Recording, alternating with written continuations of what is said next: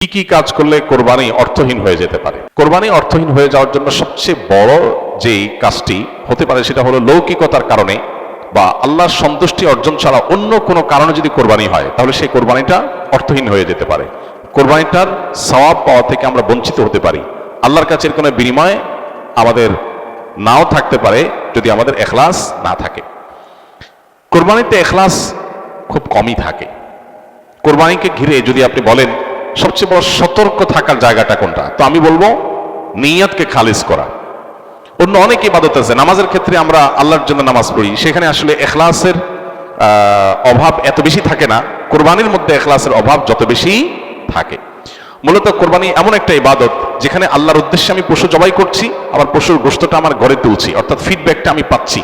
এরকম জায়গা যেখানে অর্থনৈতিক বা আর্থিক ইবাদত, সেই আর্থিক ইবাদতের ফিডব্যাক বা উপকারিতা যদি আমরা নিজেরা পাই, সেখানে ইখলাস ধরে রাখাটা আসলে কঠিন হয়। কোরবানিটা সেরকম একটা ইবাদত। এই জন্য আমি কোরবানি কেন করছি এটা আগে ক্লিয়ার করতে হবে। আল্লাহ বলেছেন লা ইয়ানালাল্লাহু লুহুমুহা ওয়ালা দিমাউহা ওয়ালাকিন ইয়ানালুহু আত-তাকওয়া মিনকুম।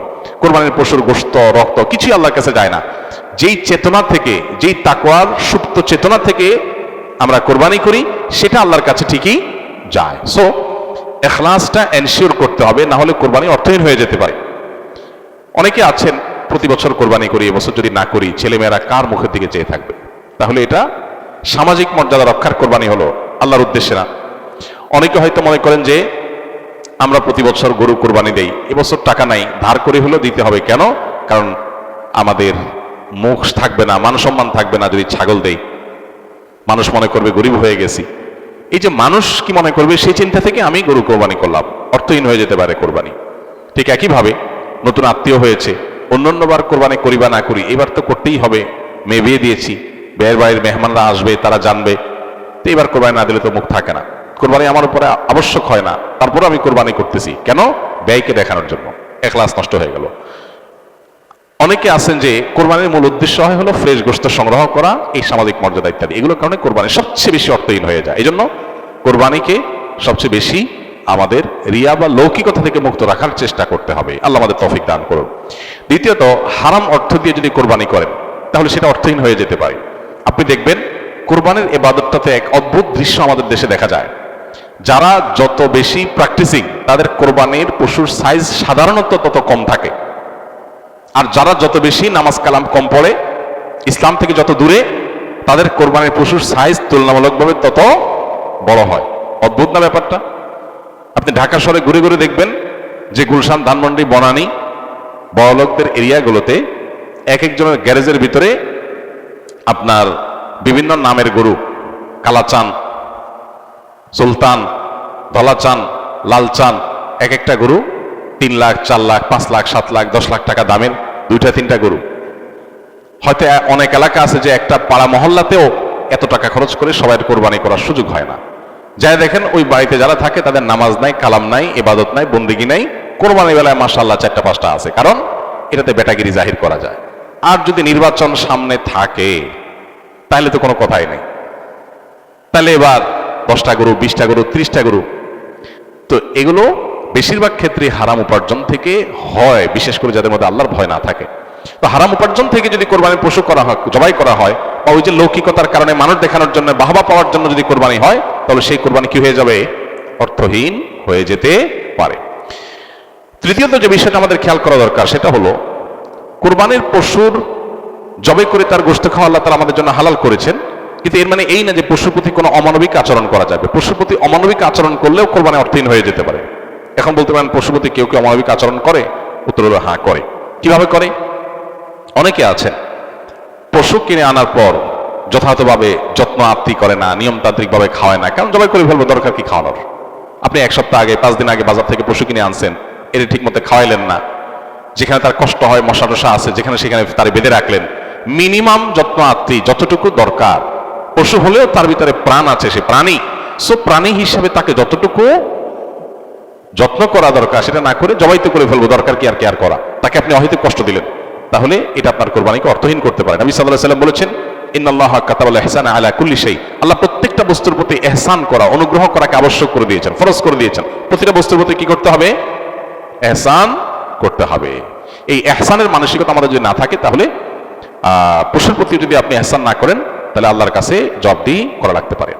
আমরা যারা পশু কিনে আনি নিজেরা জবাই করি, জবাই করার সময় কিছু অমানবিক আচরণ হয়। যেমন দেখা যায় জবাই করার পর কসাইরা বিশেষ করে চাকু দিয়ে গলায় খোঁচায়।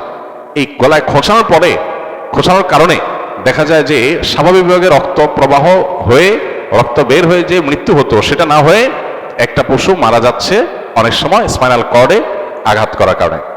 তো এই যে খোঁচাখুচি করে পশু মারলেন, অনেক সময় পশু খাওয়াটা পর্যন্ত হারাম হয়ে যেতে পারে যদি এরকম খোঁচাখুচি হয়। জন্য জবাইয়ের পরে ছেড়ে দিতে হবে, তার প্রাণ বাইর হওয়ার জন্য স্বাভাবিকভাবে। খোঁচাখুচি করা যাবে না চাকু দিয়ে। অনেক সময় দেখা যায় কসাইরা পশুর এখন পুরো প্রাণ বের হয় নাই, এখনো মারা যায় নাই, রগ কাটা শুরু করেছে, চামড়া ছেলা শুরু করে দিয়েছে, নাড়াচাড়া এখনো করছে, এটা অমানবিক। তার প্রাণটা বের হওয়ার জন্য অপেক্ষা করতে হবে। নবী সাল্লাল্লাহু আলাইহি ওয়াসাল্লাম পরিষ্কারভাবে বলেছেন, তোমরা চাকু ভালো করে ধার দিবে। কেন? কারণ ধার দিলে পশু তাড়াতাড়ি জবাই হয়ে যাবে, অহেতুক তাকে খোঁচাখুচি করে কষ্ট দেওয়া লাগবে না। আমরা দেখা যায় নিজেরা হয়তো পশুর প্রতি অনেকে যত্ন করি, মায়া করি, কিন্তু পশুটা যে আপনার বিক্রেতার কাছ থেকে আপনি কিনে এনেছেন, এই পশু প্রতি সে হয়তো কোনো অমানবিক কাজ করেছে, যদিও তার দায়টা আপনার উপর আসবে না, কিন্তু সামাজিকভাবে আমাদের সবার উপরে এই দায়টা চলে আসে। আমরা জানি পশু পরিবহন থেকে নিয়ে পশু বাজারজাত করা থেকে নিয়ে জবে পর্যন্ত ধাপে ধাপে পশুর প্রতি চরম অমানবিক আচরণ এদেশে করা হয়।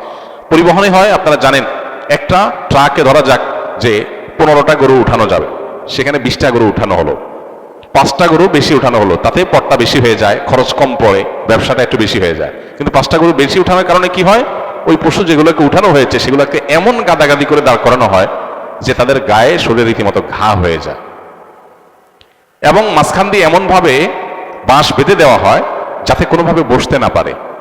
10 ঘন্টা, 15 ঘন্টা, 20 ঘন্টা পর্যন্ত অনেক সময় সিরিয়ালে জ্যামে ট্রাকগুলো, পিকআপগুলো আটকা পড়ে থাকে, এবং 20 ঘন্টা ধরে তাদেরকে এভাবে এমন ভাবে বাঁশ বেঁধে দেওয়া হয় যাতে করে কোনোভাবে বসতে না পারে।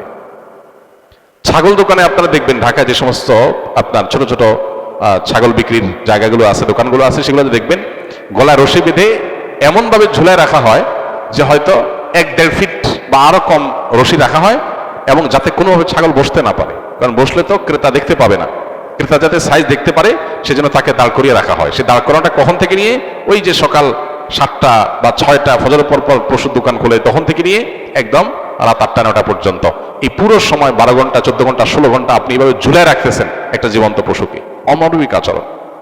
এরপরে বাজারজাতকরণের সময় আমরা জানি পেটের মধ্যে হাওয়া দিয়ে ফুলানো হয়, পানি অতিরিক্ত জোর করে জবরদস্তি পান করে তারপরে ফুলানো হয়, এগুলো সব অমানবিক আচরণ। এগুলো আমাদের কোরবানির যে আসল রূহ এবং প্রাণ সেটাকে নষ্ট করতে পারে। এগুলোর দায় অবশ্য কোরবানিকারীর উপর আসবে না, কিন্তু কোরবানিকারীর দায়িত্ব আছে এগুলোর ব্যাপারে সামাজিক সচেতনতায় সামিল হওয়া। সর্বশেষ যে পয়েন্টটা বলবো সেটা হলো, আমাদের কোরবানির পশুর যে বর্জ্য ময়লা আছে এগুলো যদি পরিষ্কার করার দায়িত্ব কোরবানি কারক হিসাবে আমরা নিজের কাঁধে না নেই, আমাদের কোরবানিটা অর্থহীন হয়ে যেতে পারে। আমি কোরবানি করছি সওয়াবের জন্য, কিন্তু আমার কোরবানির কারণে যদি মানুষের কষ্ট হয়, সমাজের মানুষ বিপদে পড়ে, মানুষ অসুস্থ হয়, তাহলে সওয়াবের পরিবর্তে আমার কি হতে পারে, গুনাহ হতে পারে। আপনি কোরবানির পশু এনেছেন, এবার কোরবানির পশুর যে গোবর, তার পেশাব, বিষ্ঠা, এগুলো পুরো এলাকাকে ময়লা দিয়ে ভরে ফেলেছে, দুর্গন্ধে ছেয়ে গেছে। আপনি কোরবানিকারী, আপনার দায়িত্ব এগুলোকে পরিষ্কার করে যথাস্থানে ফেলে দেওয়া এবং মানুষের যেন কষ্ট না হয় সেদিকটা খেয়াল করা। পেশাব করেছে, পানি দিয়ে তাড়াতাড়ি করে ধুয়ে ড্রেনে এটাকে ফেলে দেওয়া, এবং ড্রেনে যাতে আবার প্রবাহটা ঠিক থাকে সেজন্য আপনি ভূমিকা রাখা, এটা আপনার কর্তব্য। গোবরগুলো নিয়ে আপনি ড্রেনে ফেলে দিলেন, তাহলে ড্রেনে জলাবদ্ধতা তৈরি হবে, পানি প্রবাহ বন্ধ হয়ে যাবে, এবং সেটার কারণে সেই বদ্ধ পানিতে মশা তৈরি হবে, ডেঙ্গু তৈরি হবে, সেখান থেকে মানুষ, এখন ডেঙ্গুর সিজন শুরু হয়েছে, গতকালকে না যেন আজকে পত্রিকা দেখলাম যে এবার মৌসুমের শুরুতে ডেঙ্গুর প্রকোপ ভয়াবহ। হয়তো এখান থেকে যে মশা তৈরি হয়েছে এটা কোনো মানুষকে কামড় দিবে, সে মানুষটা অসুস্থ হয়ে হসপিটালে ভর্তি হয়ে হয়তো মারা যাবে, লাখ লাখ টাকা খরচ হবে, আইসিইউতে যাবে, আপনি হয়তো জানান আপনি কোরবানি করে চলে গেছেন। তো এই জন্য আমাদের কোরবানির পশুর বিষ্ঠা, ময়লা, বর্জ্য এগুলোকে পরিষ্কার করা, যথাস্থানে ফেলা, যেখানে সেখানে না ফেলা, এবং ড্রেন অন্যান্য জায়গায় মানুষের রাস্তাঘাটের আশেপাশে চলাফেরার জায়গায় ফেলে মানুষের কষ্টের কারণ যেন না হয় সেটা লক্ষ্য করে আমাদের কর্তব্য। যদি না করি তাহলে এই কোরবানি অর্থহীন হয়ে যেতে পারে। ভাইরা আমার, প্রতি বছর এই বিষয়টাতে আমরা সচেতনতা সৃষ্টি করার চেষ্টা করি। কোরবানি হোক পবিত্র, আমাদের দেশও থাকুক পরিচ্ছন্ন, আমাদের পরিবেশটাও ভালো থাকুক, এই স্লোগানটা আমাদের মাথায় রাখতে হবে। কোরবানি করার পরে অনেক সময় দেখা যায় কোরবানির পশুর রক্ত রাস্তায় বেয়ে পড়ে গেছে, মাটির রাস্তা শুকিয়ে গেছে, আমি ভালো করে পানি ঢালি নাই, দায় সারা একটু পানি ঢেলে চলে গেলাম, তাহলে এই রক্তটা শুকানোর পরে দুর্গন্ধ হবে, মানুষ আশেপাশ দিয়ে যাবে, নাকে হাত দিয়ে যেতে হবে, কষ্ট হবে, দিলের বদদোয়া মানুষের আপনি পেতে থাকবেন, তো কোরবানি করে কি লাভ? আল্লাহর বান্দাদের কষ্ট দিয়ে তো আল্লাহকে আপনি খুশি করতে পারবেন না। কোরবানি পশুর জবে করার পর অনেকে বুড়ি পছন্দ করেন, বুড়ি খাওয়া হালাল, কেউ চাইলে পছন্দ করলে খেতে পারে পরিষ্কার করে। এখন বুড়ির যে ময়লা সেগুলো আপনি রাস্তার পাশে কোন একটা খালে ফেলে দিয়ে চলে গেলেন, কারোর খেতে ফেলে দিয়ে চলে গেলেন, রাস্তার ধারে ফেলে দিয়ে চলে গেলেন। এবার 1 সপ্তাহ, 10 দিন, 15 দিন, 20 দিন, অনেক সময় 1 মাস বা আরো বেশি সময় পর্যন্ত এগুলোর গন্ধে আশেপাশে মানুষের বসবাস করা কঠিন হয়, পথচারীদের কষ্ট হয়। তো এগুলো সবগুলোই কিন্তু আমাদের কোরবানিকে অর্থহীন করে ফেলতে পারে।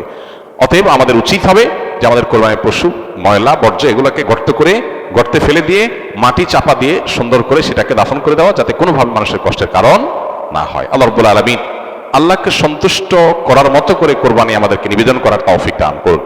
কোরবানি যেখানে ত্যাগের কথা বলে, সেখানে যদি আমরা মানুষকে কষ্ট দেই, তাহলে এটা সওয়াবের পরিবর্তে কোনো কোনো ক্ষেত্রে গুনাহের কারণ হতে পারে। আমার স্ত্রীর মারা যাওয়ার পর আমার সম্পত্তি আপনার ফাউন্ডেশনকে দান করব, কিভাবে করব? প্রথম কথা হলো, ধন্যবাদ, আপনি আসনা ফাউন্ডেশনে আপনার সম্পত্তি দান করে যেতে চান। দ্বিতীয় কথা হলো, মানুষ মারা যাওয়ার পর তার সকল সম্পদ কোনো জায়গায় দান করা এটা উচিত না, উত্তম না। তাহলে কি করতে হবে? ওয়ারিসদের জন্য কিছু রাখতে হবে। এবং জীবদ্দশায় চাইলে তো মানুষ সবকিছু দান করতে পারে, কিন্তু মৃত্যুর পর যদি সে বলে যায় যে আমার সকল সম্পদ এক জায়গায় দান করবো, এটা জায়েজ নাই। তাহলে কি করতে হবে? সর্বোচ্চ 1/3 পর্যন্ত কার্যকর হবে। আপনার টোটাল সম্পদের 3 ভাগের 1 ভাগ আপনি টোটালটা দান করার জন্য ওসিয়ত করতে পারবেন। আর জীবদ্দশায় দিলে পুরোটাই আপনি দিতে পারবেন, কিন্তু জীবদ্দশায় পুরোটা দিলে আপনি কতদিন বাঁচবেন, আপনি কিভাবে চলবেন? এই জন্য ব্যালেন্স করতে হবে। শরীয়ত আমাদেরকে আনব্যালেন্স হয়ে কোনো কাজ করতে বলে না। মৃত্যুর পর আপনি আমাদের ফাউন্ডেশনে বা যে কোনো দিনী প্রতিষ্ঠানে আপনি ওয়াকফ করতে চান, খুবই ভালো কথা। আপনার সম্পদের 1/3 আপনি দলিল করে দিয়ে যাবেন যে এটা আমার মৃত্যুর পর কার্যকর হয়ে যাবে, বাস সেই হিসাবে আপনি করতে পারেন। এই জন্য আমাদের অফিসে, আফতাবনগরে আপনি যে কোনো অফিস খোলার দিন আসলে ইনশাল্লাহ সেখানে আলোচনা করতে পারবেন।